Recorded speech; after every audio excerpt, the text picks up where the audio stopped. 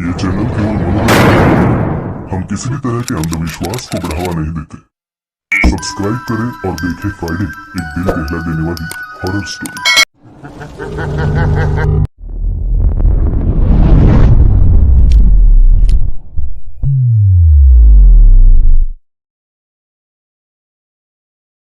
Hello दोस्तों, यदि आप हमारे चैनल से नए जुड़े हैं तो हमारे चैनल सब्सक्राइब जरूर करें और अपने दोस्तों में शेयर करें। किसी जमाने में आलीशान रह चुके इस बड़े से डाक बंगले की हालत अब बहुत जर्जर हो चुकी थी। वो डाक बंगला कम और भूत बंगला ज्यादा लगता था। आसपास के लोग अपने बच्चों को उस तरफ जाने से रोकते थे और ऐसे ही वीरान पड़े डाक बंगले की तरफ काले लिबास में मूसलाधार बारिश के बीच एक औरत छाता लेकर तेजी से बढ़ती जा रही थी। उसके एक हाथ में एक बड़ा सा डब्बा था। वह डाक बंगले के बड़े से दरवाजे तक पहुंची ही थी कि किसी ने पीछे से आवाज देते हुए कहा, क्या केतकी काकी, तुमसे कितनी बार कहा है ये सबसे दूर रहो, लेकिन पता नहीं तुम्हारा क्या रिश्ता है कि तुम रोज ही यहाँ आना नहीं भूलती हो। अरे तुम दूर की बहन हो, दूर की, जिसकी जिम्मेदारी है वो जाने। केतकी गंभीरता से बोली, जिसकी जिम्मेदारी है उसकी तो मानवता मर गई है। क्या हम भी अपनी इंसानियत छोड़ दें? अरे कुछ भी हो, जब तक सांसें चल रही हो उसकी तब तक तो देखभाल करनी पड़ेगी। 2 वक्त का खाना तो कोई भी किसी को खिला देता है। मैं दूर की ही सही बहन तो हूँ।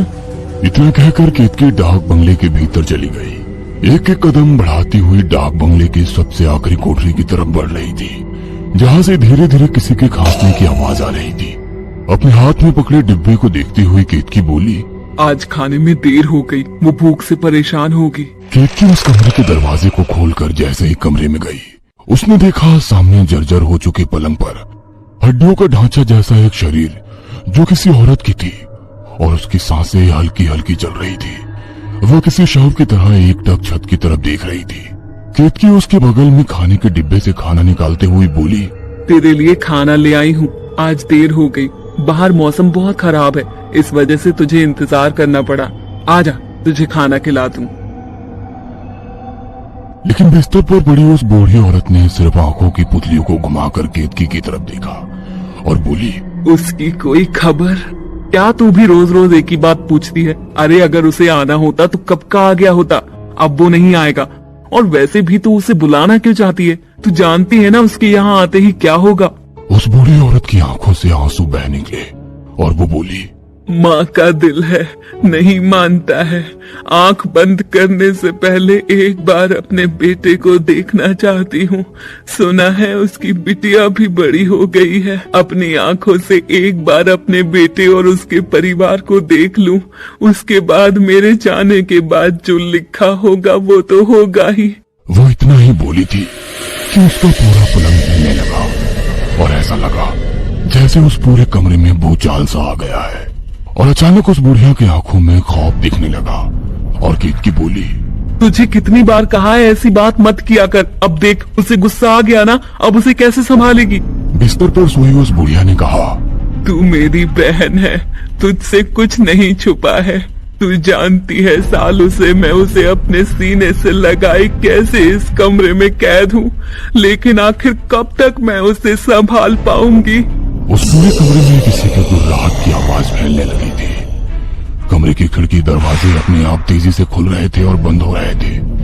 केतकी ने घबराते हुए कहा, ये सब हम बाद में सोचेंगे, अभी उसे शांत कर, वरना ये डाक बंगले की जर्जर दीवारों में इतनी ताकत नहीं बची है कि इन सब चीजों को झेल पाए, और इस डाक बंगले के नीचे हमारी समाधि बन जाएगी। जल्दी कर, इसे शांत कर।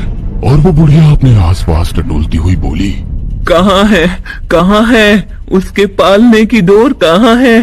और केतकी ने इधर उधर देखा। एक मोटी सी रस्सी उसके पलंग के नीचे गिरी थी। केतकी जैसे ही झुकी उस रस्सी को उठाने के लिए, पलंग के नीचे से एक अर्जली हाथ निकली और केतकी का हाथ पकड़ लिया। मुझे छोड़ दे, मुझे छोड़ दे। इतने सालों से मैंने तुझे खाना खिलाया है, इतने सालों तक मैंने तुझे पाला है, मुझे छोड़ दे। अचानक केतकी का हाथ उसने छोड़ दिया और केतकी हाँफती हुई पसीने से लथपथ उठकर खड़ी हुई और वो मोटी सी रस्सी उस बुढ़िया के हाथ में देती हुई बोली, ये ले, और ये रहा खाना, खा लेना और उसको भी खिला देना। मैं चलती हूँ, कल आऊंगी। इतना कहकर केतकी भागती हुई उस कमरे से निकल गई और उसके निकलते ही कमरे का दरवाजा जोर से बंद हो गया और उस बुढ़िया ने घबराते हुए उस रस्सी को धीरे धीरे खींचना शुरू किया और कुछ गुनगुनाने लगी। बुढ़िया के गुनगुनाते ही सब कुछ धीरे धीरे शांत होने लगा और उस पूरे डाक बंगले में बच्चे की किलकारी गूंजने लगी। ऐसा लग रहा था जैसे कोई बच्चा हंस रहा है, खेल रहा है और बहुत उद्दम मचा रहा है। और उस पूरे वीरान पड़े डाक बंगले में एक चहल पहल सी होने लगी थी। मीलों दूर मुंबई शहर के एक आलीशान अपार्टमेंट में एक फ्लैट में डाइनिंग टेबल पर बैठे हस्बैंड वाइफ मुकेश और आंचल और उनकी 8 साल की बेटी पलक तीनों ही आपस में हंसी मजाक करते हुए खाना खा रहे थे। और तभी पलक नाराज होते हुए बोली, पापा ये क्या, मेरे समर वेकेशन स्टार्ट हो गए हैं और आप इस बार भी मुझे लेकर कहीं नहीं जा रहे हैं। मुझे कहीं जाना है मतलब जाना है। मेरे सारे फ्रेंड घूमने जाते हैं और मैं कहीं नहीं जाती। इनफैक्ट मैं तो दादी और नानी के घर भी नहीं जाती। और ये सुनकर आंचल बोली, हाँ मुकेश, पलक ठीक कह रही है, हमें भी कहीं आउटिंग पर चलना चाहिए। इस बार कहीं प्लान करो ना प्लीज। ठीक है बाबा, जैसी तुम लोगों की आज्ञा। मैं कल ही छुट्टी लेने के लिए बात करता हूँ और हम लोग कुछ दिनों के लिए कहीं बाहर घूमने चलते हैं। आंचल, तुम और पलक अपनी पैकिंग शुरू कर दो। पलक और आंचल दोनों खुशी से चहक उठे। पलक अपने सामान की लिस्ट बनाने लगी और आंचल खुशी खुशी अपनी बेटी से बात करने में मगन हो गई। तभी बाहर जोर से बादल गरजे और बिजली चमकी और झमाझम बारिश शुरू हो गई। मुकेश खाना खा चुका था। डाइनिंग टेबल से उठकर हाथ धोकर वो हॉल की खिड़की के पास जाकर खड़ा हो गया और उस रात में हो रही झिमझिम बारिश का आनंद लेने लगा। तभी उसके मोबाइल का रिंग बजा और मुकेश ने पूछा, कौन है आंचल? और आंचल मुंह बनाते हुए बोली, तुम्हारी मौसी, केत की मौसी। पता नहीं क्या प्रॉब्लम है, रोज इस वक्त फोन करती हैं। और मुकेश गहरी सांस लेकर बोला, तुमने जानती हो इनकी वजह से ही हम कितने रिलैक्स हैं। इधर फोन लाओ। और मुकेश ने फोन ले लिया और कान से लगाते हुए बोला, प्रणाम मौसी, कैसे हैं आप? दूसरी तरफ केतकी की गंभीर आवाज आई, मेरी छोड़ो मुकेश, आज भी मैंने तुम्हें वही कहने के लिए फोन किया है। मुकेश, तुम्हारी माँ अपने आखिरी वक्त में है। मैं नहीं जानती उनकी सांसें कब तक चलेंगी। उनका शरीर मात्र हड्डियों का ढांचा बनकर रह गया है और अब वो बस एक बार तुम्हें तुम्हारे परिवार के साथ देखना चाहती हैं। और मुकेश आंचल और पलक की तरफ देखता हुआ बोला, मौसी, आप जानती है मेरी मजबूरी। मैं चाहकर भी नहीं आ पाता हूँ, मेरा काम ही ऐसा है। केतकी कड़ी आवाज में बोली, मैं खूब समझती हूँ मुकेश, ये काम का बहाना और ये सब तो तुम मेरे सामने मत ही बनाओ तो अच्छा है।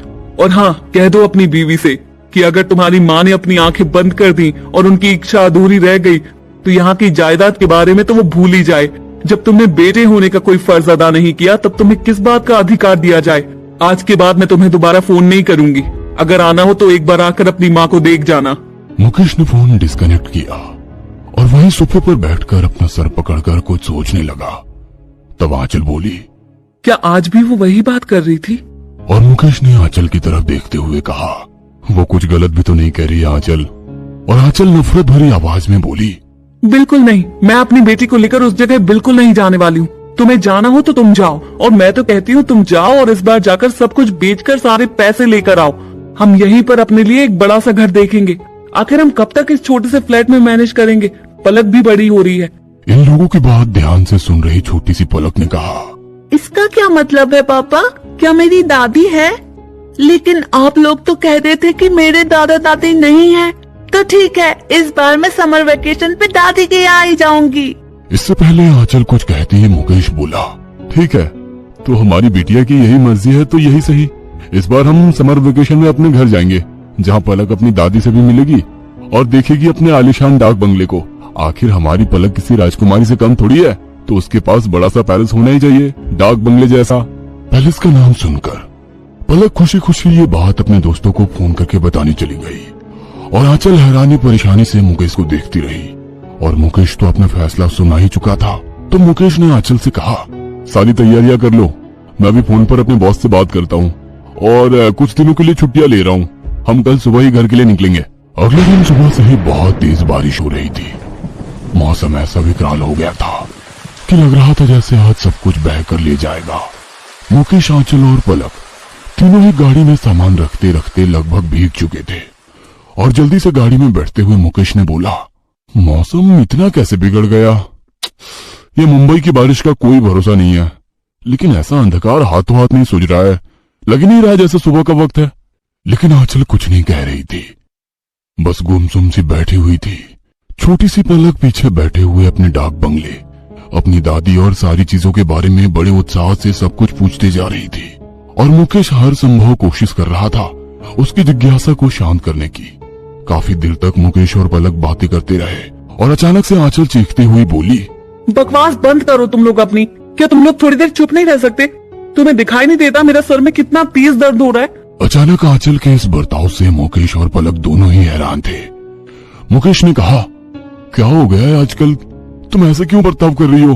देखो, मैं जानता हूँ तुम वहां नहीं जाना चाहती हो, लेकिन पलक के लिए। और आंचल मुंह घुसाकर बैठ गई। 8 घंटे की लगातार ड्राइविंग के बाद मुकेश अपने परिवार को लेकर आखिरकार अपने पुश्तैनी गांव पहुंच चुका था। रास्ते में जो कोई भी मुकेश को देखता सब नफरत से मुंह मोड़ लेते। ऐसा लग रहा था जैसे सबके मन में मुकेश के लिए सिर्फ और सिर्फ घृणा ही घृणा है। मुकेश अपनी नफरत को बखूबी समझ रहा था, लेकिन फिर भी बड़ी हिम्मत करके आगे बढ़ता जा रहा था। और गांव के आखिरी में बने अपने बड़े से डाक बंगले के बाहर पहुंचकर मुकेश ने जैसे ही गाड़ी को ब्रेक मारा, आंचल को लगा जैसे वो नींद से जागी हो और उसकी नजर पड़ी उस सुनसान वीरान खंडहर नुमा डाक बंगले पर। और डाक बंगले पर नजर जाते ही आंचल को सिहरन सी होने लगी। आंचल को ऐसा लगा जैसे उसके पूरे शरीर पर कुछ अजीब सी चीज चुभ रही है। और आंचल अपना हाथ सहलाते हुए बोली, पलक, यही है डाक बंगला। और अपने मन में बोली, इतने सालों बाद भी यहाँ की हवाएं उसी का नाम ले रही है। यहाँ का हर एक जर्रा जर्रा उसी के नाम पर चीख रहा है।